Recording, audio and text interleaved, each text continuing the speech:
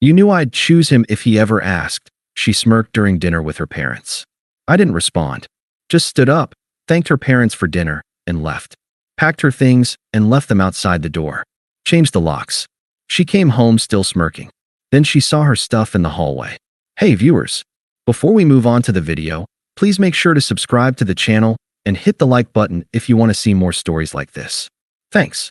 I think, deep down, every man knows when he's a placeholder. We just choose to ignore the signs because the alternative, admitting that the woman you love sees you as an insurance policy, is too painful to look at directly. For 2 years, I was Elena's safe guy. I was the guy who paid the mortgage on the nice 3-bedroom house in the suburbs. I was the guy who funded the self-discovery trips to Bali and Tulum when she decided her marketing job was draining her soul. I was the guy who listened to her vent for hours, who rubbed her feet, who made sure her car was serviced and her fridge was full. I was stable. I was reliable. And according to Elena, I was sweet. But I wasn't Mark. Mark was the ex-boyfriend before me. The legend. The ghost that haunted every corner of our relationship. According to the stories Elena told early on, Mark was a disaster. He was a musician who couldn't hold down a job. He borrowed money he never paid back, and he had a temper that resulted in holes punched in drywall. But when she talked about him, her eyes didn't look angry. They looked alive. He just had this intensity, she would say, staring off into the middle distance while I was literally cooking her dinner. Like, life with him was a roller coaster. It was toxic, sure, but the passion was insane. With you, everything is just quiet. She said quiet, the way you might say stagnant. I tried to compensate. I took her to expensive restaurants. I bought her the jewelry she hinted at. I tried to be more spontaneous. But every time I did something nice, I got a pat on the head, like a golden retriever that had successfully fetched a stick. You're such a good provider, she told me once. Not lover. Not partner. Provider. The disrespect was subtle at first. She'd take calls from friends late at night and leave the room. She'd make jokes about my job in finance being soul-crushing while spending the money that job provided. But the real issue was that she never truly moved in. She spent every night at my house, ate my food, and used my utilities, but she kept her tiny, overpriced apartment across town just in case. She claimed she needed it for her independence. I offered to let her move in fully, rent-free, so she could save money. I'm not ready to close that door yet, she said. I need to know I have an escape hatch. It's a trauma response from Mark. Everything was about Mark. If I was 5 minutes late, I was disrespecting her time, just like Mark. If I was too attentive, I was smothering her, unlike Mark, who gave me space. I was fighting a ghost, and I was losing. But I loved her. I thought if I just loved her enough, if I was stable enough, she'd eventually realize that peace was better than chaos. I was an idiot. Last Sunday, we went to dinner at her parents' house. I actually got along great with her parents, Martha and David. They were old school, hard-working people who adored me. They knew exactly how much chaos Elena had put them through in her 20s, and they viewed me as the calm after the storm. They looked at me with relief. We were having a roast chicken dinner. The wine was flowing, the mood was light. David was asking me about the market, and Martha was beaming at Elena, clearly happy to see her daughter looking healthy and taken care of. Then, the conversation shifted to the future. So, Martha said, smiling over her wine glass. David and I were talking, and we realized you two have been together for 2 years now. We're so happy for you, Elena. You seem so much more grounded. Elena stiffened next to me. She swirled her wine, staring at the red liquid. Grounded, she repeated, her voice flat. Yes, honey, her dad chimed in. Compared to the last few years. Honestly, compared to that whole mess with Mark. We were genuinely worried about you back then. That boy was a parasite. Seeing you with Opie, it's like night and day. You finally have a real man. The air in the room changed instantly. Elena slammed her wine glass down. Not enough to break it, but enough to make the silverware jump. Can we not talk about Mark like he was a monster? She snapped. Martha looked confused. Elena, he stole from us. He cheated on you. He was awful. He was misunderstood. Elena's voice rose, sharp and defensive. He was an artist. He had passion.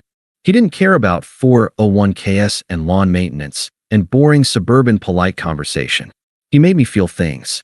I sat there, frozen. My fork hovered halfway to my mouth. Elena, I said, my voice low. Relax. They're just paying us a compliment. She turned her head slowly to look at me. Her eyes were glassy, likely from the 3 glasses of wine she'd downed rapidly, but the look on her face was sober. It was a look of pure, unfiltered contempt. She let out a short, cruel laugh. A compliment? She sneered. They're complimenting you because you're safe. You're the safe option, OP.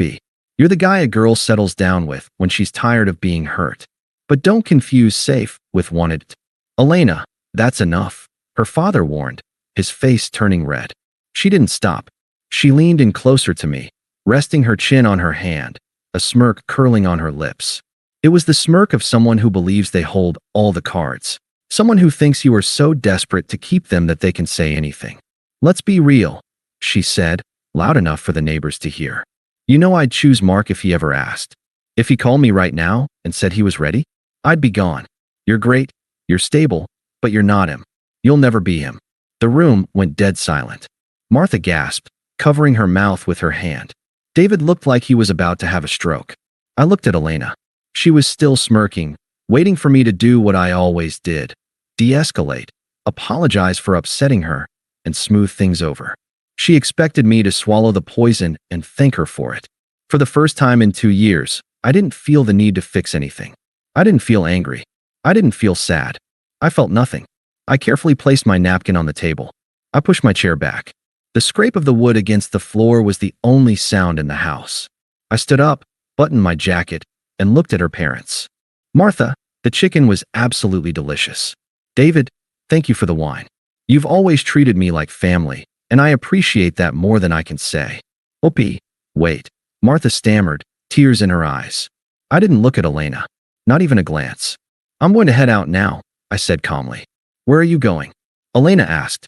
Her voice wasn't angry anymore. It was confused. The smirk faltered slightly. We drove together. Are you seriously going to leave me here? Don't be such a drama queen. I ignored her completely. I turned and walked to the front door. Opie, she shouted after me. If you walk out that door, don't expect me to be there when you come back crawling. I closed the front door gently behind me. I walked to my car, got in, and drove away. The drive home was silent. I didn't turn on the radio. I just listened to the hum of the tires on the asphalt. My phone started buzzing about 10 minutes into the drive. Elena, 3 missed calls. Elena, you are so embarrassing. Elena, pick up the phone. You left me at my parents'? Are you serious? Elena, my dad is screaming at me because of you. Pick up. I reached over, put the phone on Do Not Disturb, and tossed it onto the passenger seat. When I pulled into my driveway, I looked at the house. My house. The house I bought 3 years ago. The house she had slowly filled with her clutter, her energy, and her disrespect. I walked inside and the silence welcomed me. It felt different this time. It didn't feel lonely. It felt clean. I didn't sit down. I went straight to the kitchen, grabbed a box of heavy-duty black trash bags, and headed up to the master bedroom. I started with the closet. I didn't throw things. I wasn't in a rage. I was methodical. I was a machine. Her designer coats? Bag. The dresses I bought her for the galas she forced me to attend? Bag. The 50 pairs of shoes cluttering the floor? Bag. I moved to the bathroom. Her skincare products, her straightener, her makeup that covered every inch of the counter. All of it went into the bags. I went to the living room. Her books, her throw pillows, her iPad, which I paid for, her framed photos of us. It took me about 45 minutes to erase every trace of her from the interior of the house. By the time I was done, I had 8 large black bags and 2 cardboard boxes. I dragged them all to the front porch. I stacked them neatly next to the door. I didn't want them on the curb. I wasn't trying to ruin her stuff. I just wanted it out of my space. Then, I did the most important part.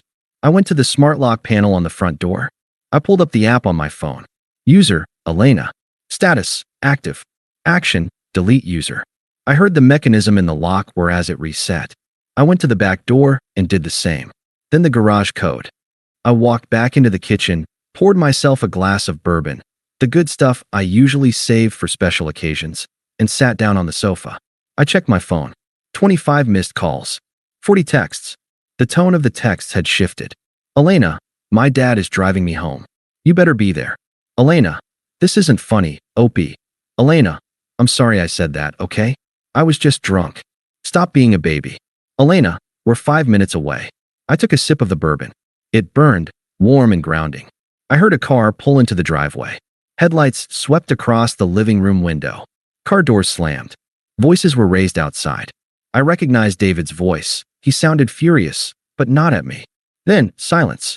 She must have seen the bags. I watched the front door. I couldn't see through the wood, obviously, but I could visualize exactly what was happening. She was standing there, looking at her life packed into garbage bags. The doorknob rattled. It didn't turn. She punched the code into the keypad. Beep. Beep. Beep. Beep. Buzz. She tried it again. Fast, aggressive beeping. Buzz. Then came the pounding. Opie, she screamed. Open this goddamn door. This isn't funny. Open it. I didn't move. I didn't shout back. I just sat there, swirling my drink, watching the door shake in its frame. You can't do this, she shrieked. I live here. Actually, she didn't. She had made a point of reminding me constantly that she had her own place and wasn't tied down. She wasn't on the deed. She wasn't on the utilities. She was a guest who had overstayed her welcome by about 700 days. Up. My dad is right here. Open the door. I heard David's voice then, muffled but audible. Elena, stop it. You did this. Grab your bags. No. She screamed, her voice cracking. He can't just lock me out. Up. Open the door, or I swear to God I'm calling the police. I picked up my phone. I typed one single message. To Elena, you said you'd choose him. Go to him. I hit send. Outside, the screaming stopped abruptly as she checked her phone. A moment later, a heavy thud hit the door, like she had kicked it. I hate you, she screamed, the sound raw and desperate. You are such a pathetic, insecure little man. Mark was twice the man you are. Elena, get in the car, David barked. Now. No. He has to open the door. He's done, Elena, her father said, his voice tired and full of disappointment. Look at the bags. He's done. Get in the car before I leave you here on the lawn. I listened. I heard the sound of bags being dragged across the concrete. I heard a car door open, then slam shut. The engine revved, and the car backed out of the driveway. I sat in the silence of my empty house. It was the most beautiful sound I had ever heard. The next morning, I woke up to a sunrise that felt brighter than usual. I checked my phone. It was a war zone. Elena had moved from anger to bargaining somewhere around 3 a.m. Elena, can we just talk? Please. Elena, I'm at my apartment. The heat isn't working. I miss you. Elena, you're really throwing away 2 years because of one sentence? Then came the flying monkeys, the mutual friends she had recruited to guilt trip me. Jessica, hey Opie, Elena is a mess. She's crying nonstop. Don't you think you're being a little harsh locking her out? Mike, bro, she said she messed up. Just hear her out. I didn't reply to a single one. I didn't block them yet. I just let the messages sit there, unread.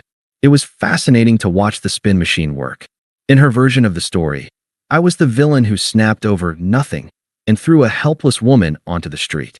Around 10 a.m., I got a text from Martha, her mother. Martha, Opie, I am so incredibly sorry. David and I are mortified. We told her she isn't welcome back at our house until she fixes her life. We love you, son. Whatever you decide, we understand. That was the only message I replied to. Me. Thank you, Martha. I appreciate you both. But I'm done. I spent the weekend doing things I hadn't done in months. I went to the gym without worrying about checking in. I ordered the pizza I liked, not the gluten-free cauliflower crust she insisted on. I watched a movie without someone scrolling through TikTok at full volume next to me. I expected her to come back and bang on the door, but she didn't. Monday came, and I went to work. By Wednesday, the tone of her social media shifted. Since I wasn't responding to her texts or her tears, she decided to try and hurt me. She posted a photo on Instagram. It was an old picture of her and Mark from years ago, grainy and dark, with them looking edgy and smoking cigarettes. The caption read, "Sometimes you have to go back to the source to find your fire again. #passion, #no more boring." She hadn't tagged me, but it was for me. She was doubling down. She wanted me to see it, get jealous, and fight for her. She wanted me to compete with the ghost. I looked at the photo. I looked at the caption. I felt relief. She was someone else's problem now. It took exactly 3 weeks for the fantasy to collide with reality. I didn't go looking for the information, but in a mid-sized town, news travels fast. Plus, Mike, The mutual friend who originally defended her eventually flipped sides when he saw the wreckage firsthand. We met for a beer, and he spilled everything. Elena had indeed gone to Mark. After I locked her out and her parents refused to coddle her, she went to Mark's place. She probably expected a cinematic reunion, the two tortured souls finding their way back to each other, proving that passion conquers stability. The reality was that Mark was 34, unemployed, and living in a basement apartment with two other guys. She stayed there for a week, Mike told me, shaking his head. Apparently, it was a nightmare. Mark didn't want a girlfriend, he wanted a fan. He borrowed $2,000 from her for an investment on the second day. Did she give it to him? I asked, taking a sip of my beer. Yep, maxed out her credit card. She thought she was investing in his music career or whatever. It got worse. Mark wasn't just broke. He was still the same toxic narcissist she had romanticized.